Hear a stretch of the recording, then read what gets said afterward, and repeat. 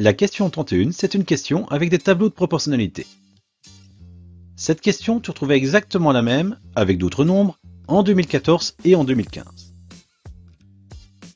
La question dit: coche la case du tableau qui représente une situation de proportionnalité directe entre la grandeur x et la grandeur y. Détermine le coefficient de cette proportionnalité. En gros, tu as trois tableaux. Il faut trouver lequel des trois est un tableau de proportionnalité directe et trouver le coefficient. On va voir dans quelques instants ce que ce mot savant veut dire. Alors déjà, c'est quoi une situation de proportionnalité directe? Pas très compliqué en fait. Tu as un nombre x, tu le multiplies par quelque chose qui n'est pas égal à 0. N0, ça veut dire n'importe quoi mais qui n'est pas égal à 0. Et tu obtiens un nombre y. Eh bien ça, c'est une situation de proportionnalité directe. Si tu as un tableau dans lequel tous les nombres qui sont en dessous du x sont multipliés par le même nombre pour trouver les nombres qui sont dans la colonne du y, c'est bon, tu as un tableau qui représente une situation de proportionnalité directe. Bon allez, un exemple simple dans la vie courante, le prix d'une canette. Tu achètes une canette, ça te coûte 1,50 €. Tu achètes 3 canettes, mais ça te coûte 3 fois 1,50 €. Je prends le nombre de canettes, je multiplie par 1,50 € et ça me donne le prix que j'ai à payer. Au passage, l'1,50 €, le nombre qui multiplie x, c'est ce qu'on appelle le coefficient de proportionnalité. Donc ce mot qui fait un peu peur, coefficient de proportionnalité, c'est juste pour dire le nombre qui multiplie le x. Bon allez, on va voir si le premier tableau, c'est un tableau de proportionnalité.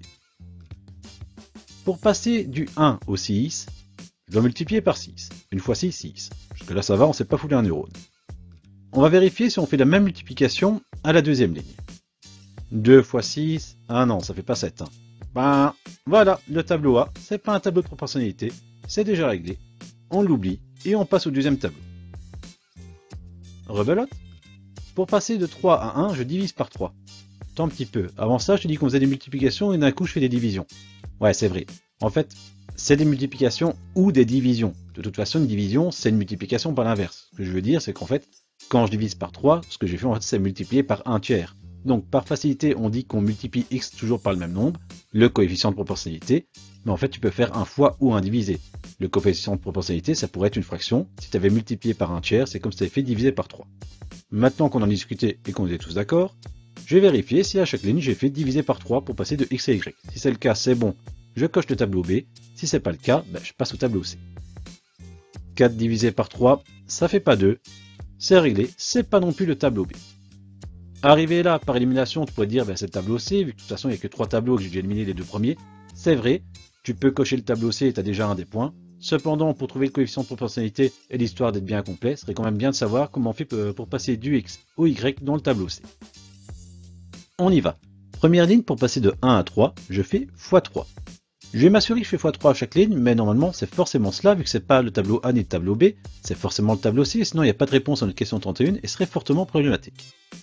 En effet, 4 x 3 ça fait bien 12, 5 x 3 ça fait bien 15, c'est bon, c'est bien le tableau C que je dois cocher, c'est bien lui qui représente une situation de proportionnalité directe. On va pouvoir passer à la seconde partie de notre question. Détermine le coefficient de cette proportionnalité. Le coefficient de proportionnalité, je te l'ai dit, c'est le nombre par lequel on multiplie x pour trouver y. Dans le tableau C, à chaque ligne, on a fait x3. Et donc, à chaque fois, le nombre qui a multiplié x pour obtenir y, c'est 3.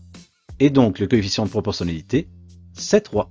Et ben voilà, c'est tout. Tu as terminé, tu as correctement répondu à cette question 31. Tu peux passer à la suite. Vraiment, cette question, c'est de l'application de théorie pure et dure.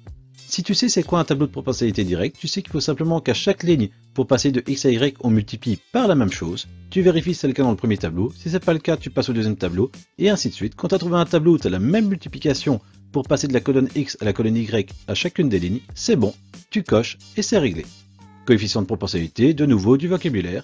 Tu regardes quel est le nombre qui, en multipliant, permet de passer de x à y. Si jamais tu avais eu une division, se dire qu'il faut passer par une fraction, mais généralement au CE1D ils sont gentils, ils passent pas par là. Si c'est le cas, c'est pas grave. Si j'avais eu divisé par 3 au lieu de multiplier par 3, j'aurais mis comme coefficient 1 tiers, 1 sur 3. J'aurais pris l'inverse. Une fois que tu as fait tout ça, juste connaître un peu ton vocabulaire, juste connaître un peu c'est quoi un tableau de proportionnalité directe. C'est bon, c'est réglé. Tu peux passer à la question suivante. La prochaine question, c'est une question sur les proportions. On va parler blog, pourcentage, commentaires, et au passage, on t'a mis quelques chats. Pour ne rater aucune des questions, n'hésite pas à t'abonner à la chaîne. À très bientôt!